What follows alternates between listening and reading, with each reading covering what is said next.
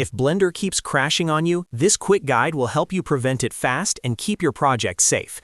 Crashes can happen for a lot of reasons, but the good news is that most of them are fixable with a few simple settings and a better workflow. In this video, I'll show you the fastest ways to improve stability, reduce heavy performance load, and protect your work so you do not lose progress if Blender freezes or shuts down unexpectedly. If this tutorial helps, make sure to hit the like button and subscribe for more Blender tips and software tutorials. Let's get right into it.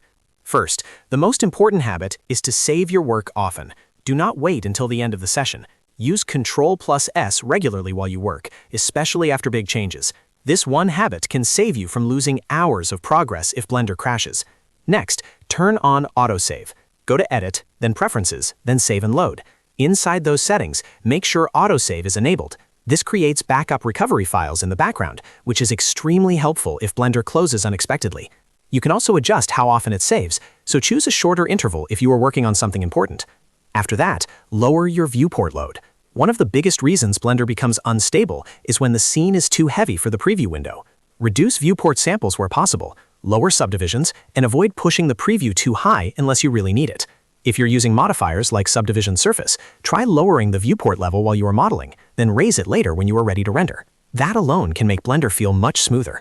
Another big step is updating your GPU drivers. Outdated drivers can cause crashes, display bugs, and random slowdowns. Go to your GPU manufacturer's website and install the latest stable driver for your card. If you use NVIDIA, this is especially important for Blender performance and rendering stability. Now let's talk about heavy scenes. High poly models, too many textures, and high sample counts can overload your system and make crashes much more likely. Try to optimize your scene before it becomes too complex. Remove objects you are not using, keep texture sizes reasonable, and be careful with huge environments or dense geometry. If your scene is getting large, work in smaller sections whenever possible. For stability settings inside Blender, go to Render Properties and enable Simplify. This is a very useful feature because it lets you reduce the load on your viewport and renders. In Simplify, you can lower texture limits, reduce subdivision impact, and make the scene easier for Blender to handle. A good starting point is setting texture limit to 2048 if your project does not require larger textures in the viewport. That can make a noticeable difference. You should also disable unused add-ons. Extra add-ons can sometimes slow startup, create conflicts, or add unnecessary load in the background. Go through your add-ons list in Preferences and turn off anything you do not use. Keeping Blender lean can help it run more reliably. If Blender crashes anyway, do not panic. Go to File, then Recover, then Autosave.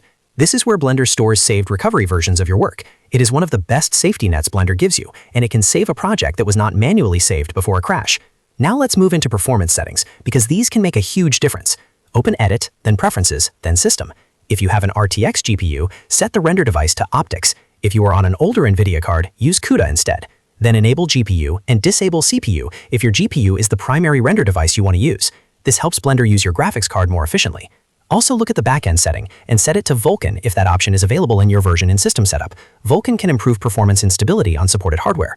While you're in Preferences, lower your undo steps if your system is struggling. Higher undo values use more memory, and lowering them can reduce pressure on your machine. Set shader compilation to thread if available, because that can help with smoother compilation behavior. Another very useful setting is reducing viewport max samples whenever possible. High viewport samples look nice, but they can also make Blender much heavier than it needs to be while you are working. For most modeling and scene setup tasks, lower samples are usually more than enough. A few final tips can make a big difference. If performance suddenly drops, restart Blender. A fresh restart can clear memory issues and bring stability back. Keep backups of important files, especially before major changes or rendering sessions. And remember this simple rule: high poly geometry plus high samples equals more crashes. If you keep both under control, Blender becomes much more reliable. So to quickly recap, save often, turn on autosave, lower viewport samples and subdivisions, update your GPU drivers, optimize heavy scenes, enable Simplify, disable unused add-ons, use the right GPU render device, and recover files from autosave if a crash happens. These steps work reliably in recent versions of Blender and can seriously improve your workflow. If this video helped you, please hit the like button, subscribe for more Blender tutorials, and I'll see you in the next one.